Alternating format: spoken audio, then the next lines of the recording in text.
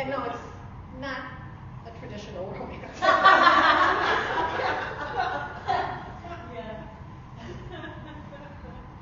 That's one of the things, never categorize a romance. Because they define categories. They come in all shapes, sizes, colors, and sexual orientation. And every era there is. Do you all want to turn around? Yeah. Are there questions that anyone has? Questions? Yes. You just said, don't try to categorize romance, but I noticed that Elysa found the futuristic fantasy and paranormal chapter of the romance writers. Is that, and we spent a lot of time in this section of the bookstore, is that its own, when you write a book, do you know it's going into the romance section because of your publisher, or do you think if you go too heavier on the paranormal or the science fiction, that it'll end up in the science fiction? These are the questions of my life. Yeah. These are honestly, this is for the longest time, one of the reasons why my book went through rounds and rounds of lots of publishers saying, we really like it, we don't know where to shelve it. It's true. I think that, romance does defy category, and yet publishers and readers want desperately to categorize it. We are human beings who want to put things in boxes so that we know what to look for when we shop. Right. We want to know, if you're looking for a musician, you want to know what kind of music they play, all these various things. I understand the need for categorization. It was difficult for me because I write Gothic Victorian, fantasy, paranormal, romance with a little bit of horror because I really like the spooky stuff. With a young adult crossover, I've got like 7 adjectives that people have used banding around with my books. So I had a lot of people say, we like it, we don't know where to shelve it. I ended up with a publisher who was known for doing romance. That's what they did most of. So because of that, my book ended up on the romance shelf, also because I am a woman. There is sometimes, they're like, oh, women, they write those romance novels. And so that's just a default for some. But you'll notice that with my book cover, it's a book cover that you maybe see more on the fantasy shelf. Well, so, you have so much title, they wouldn't have room for it. Yeah. That's the other thing too. This is the other thing too. This is my agent's title. That's the thing. The things that readers don't tend to know is that authors have no say over their titles or their book covers, do we? Well, it depends on the publisher. It's true. But and sometimes they'll ask you. But at the end of the day, did you buy your editor a car? You should have done that. But Star Crash, my original title was The Human Breed, but they said that wasn't romance enough. Right.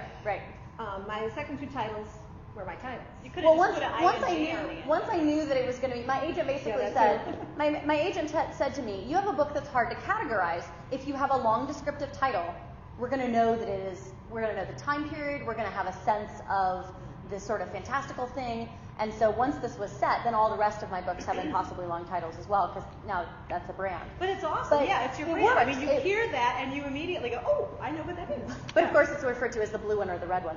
But on the spine it says historical fantasy. Even though it's on the romance shelf, it says historical fantasy. Now the second book, it says historical fantasy / romance. So they're even starting to try and sub categorize all of this. So it just depends. I've had bookstores that have shelved me in the fantasy aisle. I've had bookstores that shelved me in romance. It just depends on all of those things. It's about what the publisher says they want to do, where they want to put it, what the publisher is known for.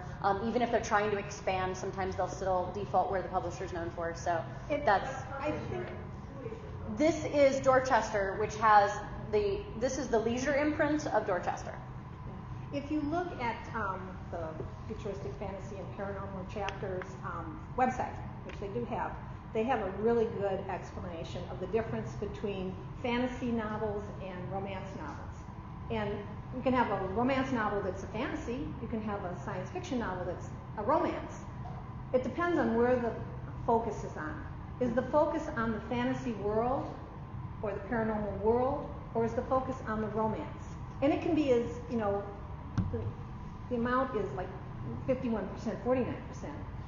You can have a really balanced one, or you can have one that's, maybe 10% fantasy element, but it's the romance that drives the story. So that's the difference between a romance novel and any other genre.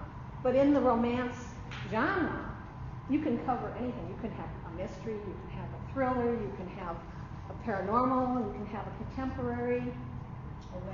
A Western, yes, lots of westerns. They're relationship stories, and one of the things, the focus is different because the focus isn't always on the hero and the heroine.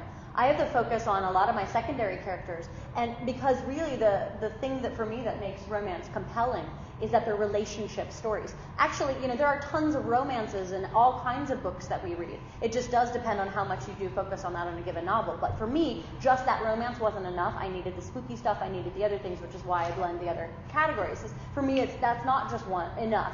But the focus is for me, the most important thing at the end of the day are the relationships between the characters, not just the hero and heroine, everybody. So because of that, it retains sort of a human element amidst the trappings of the world and the paranormal stuff that I throw in there. And that's for me why I keep coming back to an idea of romance, is because it's about human relationships. It's very character driven. Yeah, exactly. The character, and that's... If you read a mystery, you could read a whole series of mysteries about one character, the detective or the cozy. And you could read 12 books, and at the end of the 12 books, you don't really know much more about that character than when you started. They haven't really changed or grown. Well, sometimes that's what you want in a Right. cozy mystery. Right. I You want want the to read mystery. this character because it's the same person the whole time, and that's You what, see it in a what lot that of TV genre, shows. Yeah, The minute they start making the characters grow or change, the ratings go down. the ratings go down, the story's over. Like I don't know if anybody remembers Moonlighting. This might be before some of your Oh, I time. love Moonlighting. Yeah. I love Bruce Moonlighting. Willis. My and- parents told me about it. Yeah. Gee, thanks. I'm clinging Well, right to now, this. Castle. Anybody watch Castle? There's a really strong sexual chemistry between the female lead detective and Castle, who's a suspense. Hot. Yes, Nathan Fillion. The minute those two people get together, and they're going to have to change the whole series, or it'll be over. Right. Because the minute that relationship is resolved, they lose what brings people back. That's what happened to the X-Files. Yeah. Yeah. The minute the But Mulder and really Scully got together, don't it's go over. to watch that show because of what the mystery that they solve every week.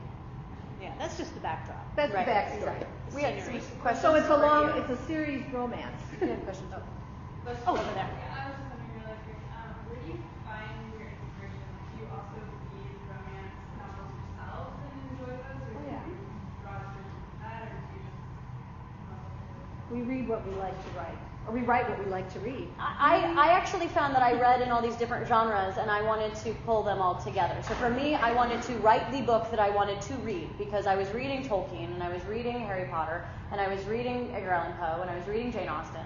And I really wanted the Bronte sisters to get together with Tolkien and write a book. And they weren't going to do that, so... Because they're dead. It's just not fair. It's just not fair. Well, maybe So- they're channeling through you. See, there you go.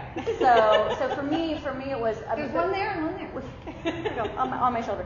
We're always voraciously eating things, and somehow that factors into what is that we love, I think. I can't read what I'm writing while I'm writing it, though. So I read Victorian mysteries because it is a different genre while I'm trying to write, so that I'm not...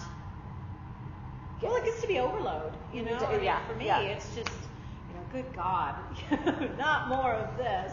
What's the ball? No. Right. Need a breather.